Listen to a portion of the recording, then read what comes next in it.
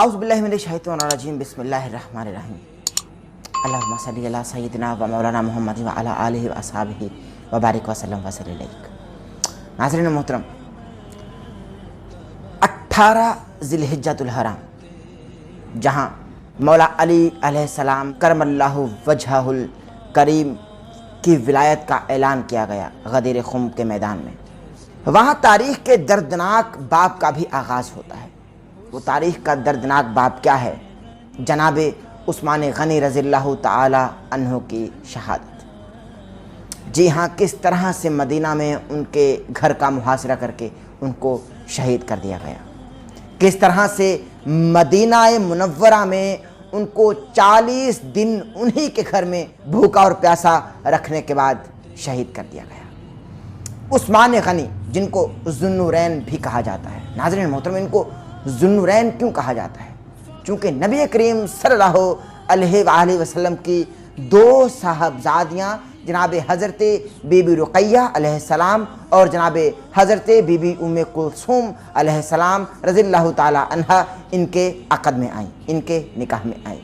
हज़रत शाह वलीउल्लाह मुहद्दिस देहलवी रहमहुल्लाह फरमाते हैं, हज़रत आदम अलैहिस्सलाम से लेकर जनाब ईसा अलैहिस्सलाम तक जितने भी अम्बिया और रसूल इस कायनात में तशरीफ़ लाए और उनकी उम्मत के जितने भी अफराद तशरीफ़ लाते रहे, उनमें से एक भी फ़र्द ऐसा नहीं कि जिसके हिस्से में किसी नबी या रसूल की 2 बेटियां आई हों। यानी उम्मत के किसी भी फ़र्द के अक़द में किसी भी नबी की 2 बेटियां आई हों।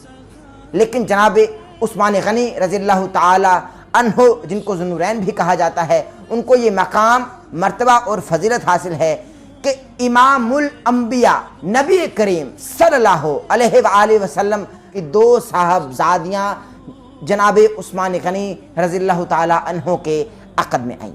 एक जनाब हज़रत बीबी रुक़ैया रज़ियल्लाहु ताला अन्हा और दूसरी जनाब हज़रत बीबी उम्मे कुलसूम रज़ियल्लाहु ताला अन्हा। अच्छा, जनाब मौला अली करमल्लाहु वजहुल करीम से जब पूछा गया कि ए अमीरुल मोमिनीन मौला अली अलैहिस्सलाम, ये तो बताइए कि जनाब उस्मान गनी को क्या सिर्फ ज़मीन वाले ही ज़ुन्नुरैन कहते हैं?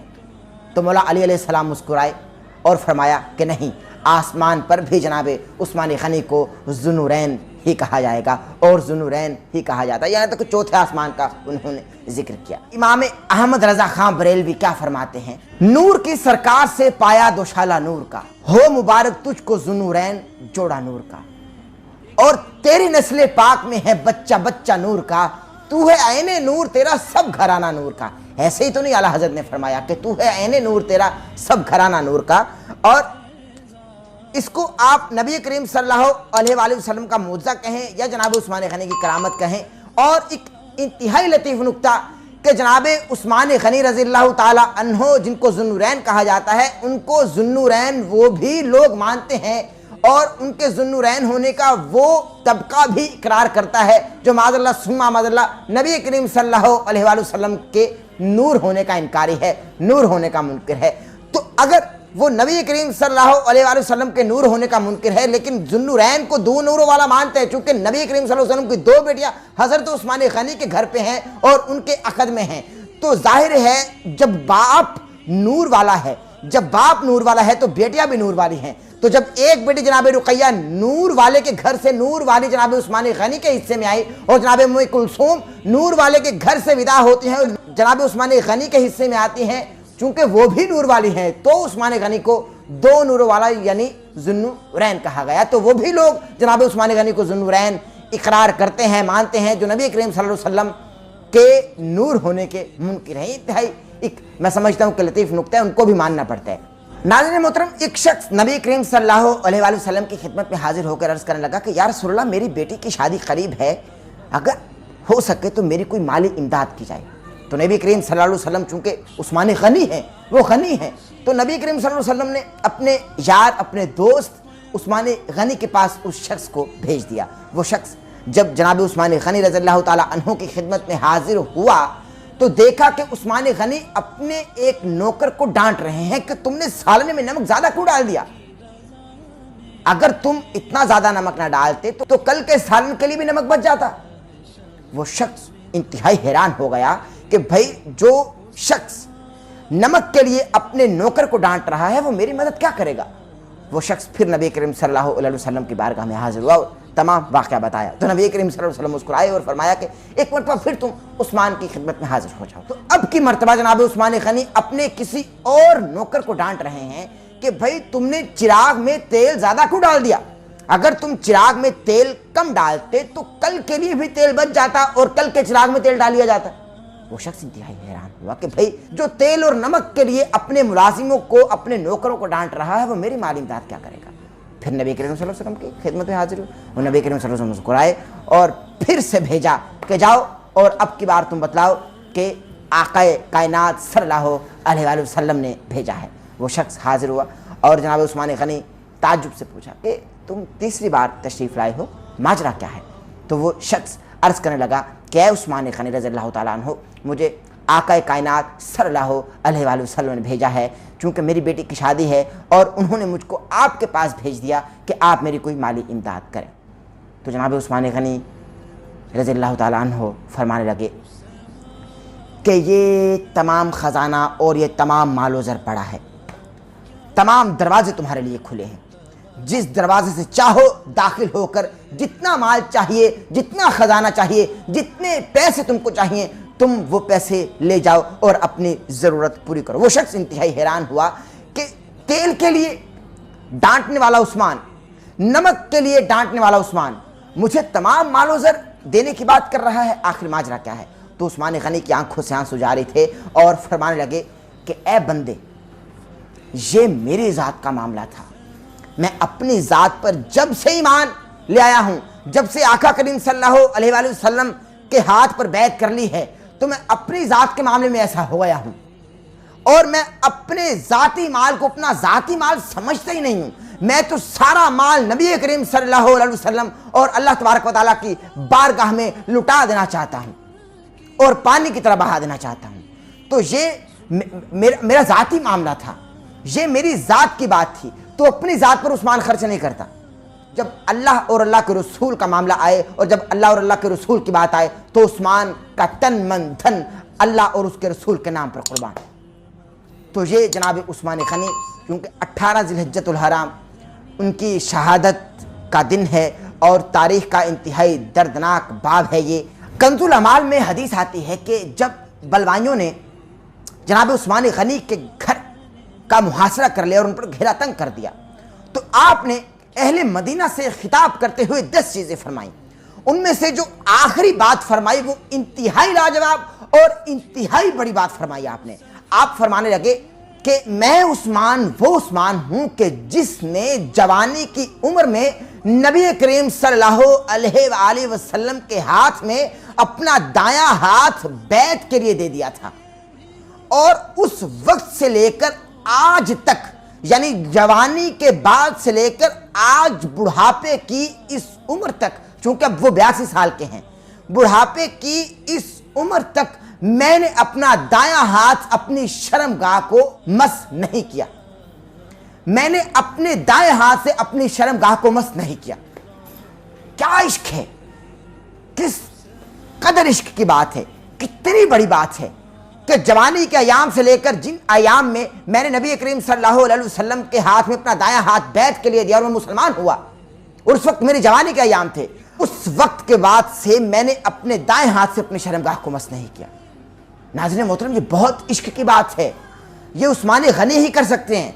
آج کے بہت سارے فلسفرز، بہت سارے ملا اور بہت سارے اسلامی اسکالرز جو خود کو نام نہاد اسلامی اسکالرز بنے بیٹھے ہیں، وہ کہیں گے بھائی ایسا کیسے ہو سکتا ہے، ایسا کیسے ممکن ہے، ہاؤ از دس پاسبل، کہ بھائی طہارت کے معاملات ہوتے ہیں، ظاہر ہے، اور بہت سارے معاملات ہوتے ہیں کہ بھائی انسان کا ہاتھ لگ جاتا ہے، شرمگاہ کی طرف چلا جاتا ہے، مگر یہاں چونکہ یہ ادب کا ایک دامن ہاتھ سے کیسے چھوڑ سکتے ہیں، اور ظاہر ہے کہ ادب اور لحاظ بھی کوئی چیز ہوتی ہے، لیکن ادب اور لحاظ بعد میں، پہلے عثمان کا عشق، ادب اور لحاظ بات کی بات ہے، پہلے عثمان غنی کا عشق، پہلے عثمان غنی ذو النورین کا عشق، پھر ادب اور لحاظ کی بات کی جائے گی. اور کس طرح سے بلوائیوں نے ان کے گھر کا محاصرہ کر لیا اور ان پر گھیرا تنگ کر دیا. اب صحیح بخاری اور جامع ترمذی کی حدیث آپ کے گوش گزار کرتا چلوں. میں سمجھتا ہوں کہ اس سے بڑی حدیث نبی کریم صلی اللہ علیہ وآلہ وسلم کی جناب عثمان غنی کے حق میں، اور جو کریڈٹ جناب عثمان غنی کو اس حدیث میں نبی کریم صلی اللہ علیہ وآلہ وسلم نے دے دیا، میں سمجھتا ہوں کہ یہ بہت بڑا کریڈٹ ہے۔ جناب عثمان غنی کی شان میں اس سے بڑی حدیث کوئی ہے ہی نہیں۔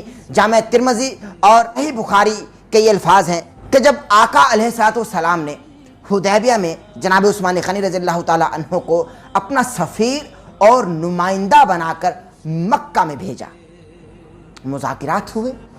جب عثمان غنی رضی اللہ تعالیٰ عنہ مکہ پہنچ گئے، اسی دوران جب وہ مکہ پہنچے اسی دوران نبی کریم صلی اللہ علیہ وآلہ وسلم نے 1500 صحابہ کرام رضوان اللہ تعالیٰ علیہم اجمعین سے بیعت لی۔ اس وقت سب صحابہ موجود تھے سوائے جناب عثمان کے، چونکہ وہ مکہ میں نبی کریم صلی اللہ علیہ وسلم نے بھیج دیا تھا ان کو۔ آقا علیہ السلام نے سب سے بیعت لے لی۔ حضرت انس رضی اللہ تعالیٰ عنہ فرماتے ہیں کہ نبی کریم صلی اللہ علیہ وآلہ وسلم نے جناب عثمان غنی رضی اللہ تعالیٰ عنہ کو، یعنی اللہ کے رسول نے جناب عثمان غنی رضی اللہ تعالیٰ عنہ کو اپنا رسول بنا کر مکہ میں بھیج دیا۔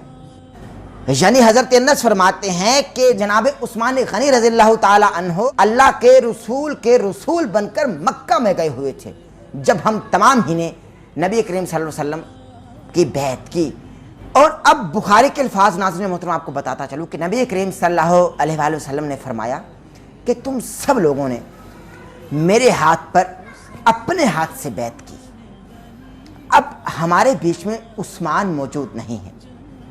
تو 1500 صحابہ کرام نے دیکھا کہ نبی کریم صلی اللہ علیہ وآلہ وسلم نے فرمایا کہ عثمان اس وقت اللہ اور اس کے رسول کا کام کرنے میں مصروف ہے اور وہ یہاں موجود نہیں ہے، اور تم سب نے اپنے ہاتھ سے میرے ہاتھ پر بیعت کی۔ اور اسی اثناء میں نبی کریم صلی اللہ علیہ وآلہ وسلم نے اپنا بایاں ہاتھ بلند کر کے فرمایا کہ اے لوگوں گواہ رہنا کہ یہ عثمان کا ہاتھ ہے۔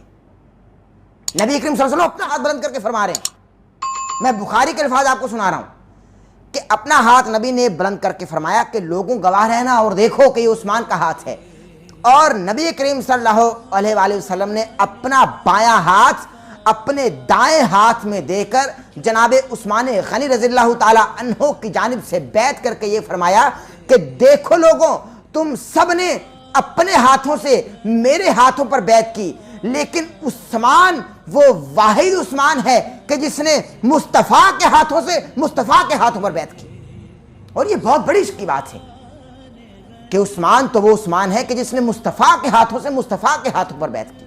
ناظرین محترم، شہادت کی طرف بڑھتے ہیں، چونکہ یہ تاریخ کا انتہائی دردناک باب ہے کہ بلوائیوں نے جناب عثمان غنی کے گھر کا محاصرہ کر لیا اور شہر مدینہ آپ پر تنگ کر دیا، آپ کو 1 مہینہ اور 10 دن تک اپنے ہی گھر میں قید کر دیا، اور آپ کے ہمراہ آپ کی زوجہ حضرت نائلہ رضی اللہ تعالی عنہا تھی، اور آپ پر 40 دن تک کھانا پینا بند کر دیا گیا اور انتہائی ظلم و ستم کیا گیا۔ آپ کے گھر کے باہر جناب حسن رضی اللہ تعالیٰ عنہ، جناب حسین رضی اللہ تعالیٰ عنہ اور جناب عبداللہ ابن زبیر رضی اللہ تعالیٰ عنہ موجود تھے۔ جی ہاں ناظرین محترم، لیکن کچھ بلوائی اور خارجی لوگ آپ کے گھر کے پچھلے دروازے سے داخل ہو کر آپ پر حملہ آور ہو گئے، اور جس وقت آپ پر حملہ آور ہوئے اس وقت آپ قرآن کی تلاوت فرما رہے تھے، اور جب ایک شقی نے تلوار نکال کر آپ پر وار کرنا چاہا تو آپ کی زوجہ حضرت نائلہ رضی اللہ تعالی عنہا آگے بڑھی اور اپنا ہاتھ آپ کی پیٹھ پہ رکھا، جس کی وجہ سے جناب نائلہ رضی اللہ تعالی عنہا کی انگلیاں کٹ کے رہ گئیں۔ اس کے بعد ان بلوائیوں نے جناب عثمان غنی رضی اللہ تعالی عنہ کا دایاں بازو شق کر دیا، یعنی کاٹ دیا، جس پر جناب عثمان غنی رضی اللہ تعالیٰ عنہ نے افسوس کا اظہار کیا اور کہا کہ بدبخت، تم نے وہ ہاتھ کاٹ دیا سے میں وحی کی کتابت کیا کرتا تھا۔ پھر اس کے بعد یکے بعد دیگرے آپ پر 9 وار کیے گئے اور آپ کو شہید کر دیا گیا۔ شہادت ہوتے ہی آپ کا خون اس آیت پر گرا کہ فَسَيَكْفِيكَهُمُ اللَّهُ وَهُوَ السَّمِيعُ الْعَلِيمُ، قرآن کی تلاوت کرتے ہوئے آپ کا لہو، آپ کا خون قرآن کی انہی آیات پر گرا۔ جناب عثمان غنی نے اپنے جان کو اللہ کی راہ میں پیش کر کے اس امت کو فتنوں سے بچا لیا۔ اس امت کی جانب سے جناب عثمان غنی پر کروڑوں کروڑوں سلام، اور جناب عثمان غنی پر اللہ تبارک و تعالیٰ کی کروڑوں کروڑوں رحمتوں کا نزول ہو۔ ہم نہ صرف آپ کی عظمتوں کو سلام پیش کرتے ہیں بلکہ آپ کو عقیدتوں کا خراج پیش کرتے ہیں۔ ناظرین محترم، عثمان غنی وہ عثمان غنی ہے کہ جن کے بارے میں نبی کریم صلی اللہ علیہ وآلہ وسلم کا انتہائی سخت حکم ہے کہ نبی کریم صلی اللہ علیہ وسلم کی بارگاہ میں ایک جنازہ لایا گیا صحابہ کی جانب سے، تو نبی کریم صلی اللہ علیہ وسلم سے عرض کی کہ یا رسول اللہ اس شخص کا جنازہ پڑھا دیجیے، تو نبی کریم صلی اللہ علیہ وسلم نے وہ جنازہ پڑھانے سے انکار کر دیا۔ صحابہ نے تعجب کا اظہار کیا کہ یا رسول اللہ آپ نے آج تک، آپ تو رحمت اللہ عالمین ہیں، آپ نے آج تک کسی کے بارے میں اس قدر سخت حکم نہیں دیا اور آپ نے کسی کا جنازہ پڑھانے سے انکار نہیں کیا۔ تو نبی کریم صلی اللہ علیہ وآلہ وسلم نے فرمایا کہ اس کے دل میں میرے یار میرے عثمان کے لیے بغض تھا، اس کے دل میں میرے عثمان کے لیے نفرت تھی، اور جس کے دل میں عثمان کے لیے نفرت ہوگی میں اس سے منہ پھیر لوں گا۔ سوچتے ہیں کہ ہم اور آپ اس وقت کہاں کھڑے ہیں، ہمارے اور آپ کے عقیدے کن کے ہاتھوں میں ہیں، ہمارے اور آپ کے عقیدے کی رسیاں کون کھینچ رہا ہے؟ پہچانیے، خود کو ٹٹولیے، یہی وقت ہے اور یہی وقت کی ضرورت ہے کہ ہم خود کو پہچان لیں۔ نبی کریم صلی اللہ علیہ وآلہ وسلم کی آل اور ان کے اصحاب سے محبت کیجیے، اور یہی اصل زندگانی ہے، اور اسی محبت سے، اسی عشق سے ہمارا روز محشر بیڑا پار ہوگا۔ اپنے میزبان احمد نصیر کو اجازت دیجیے۔ اللہ آپ کا اور ہمارا حامی ناصر ہو۔ اگر آج کا پیغام، آج کی ویڈیو آپ کو پسند آئی تو ہمارے چینل کو سبسکرائب کر لیجیے، بیل آئیکن کے بٹن کو پریس کر لیجیے تاکہ آپ ہماری آنے والی لیٹسٹ اپڈیٹ سے محظوظ ہو سکیں۔ اللہ آپ کا اور ہمارا حامی ناصر ہو۔ اللہ نگہبان۔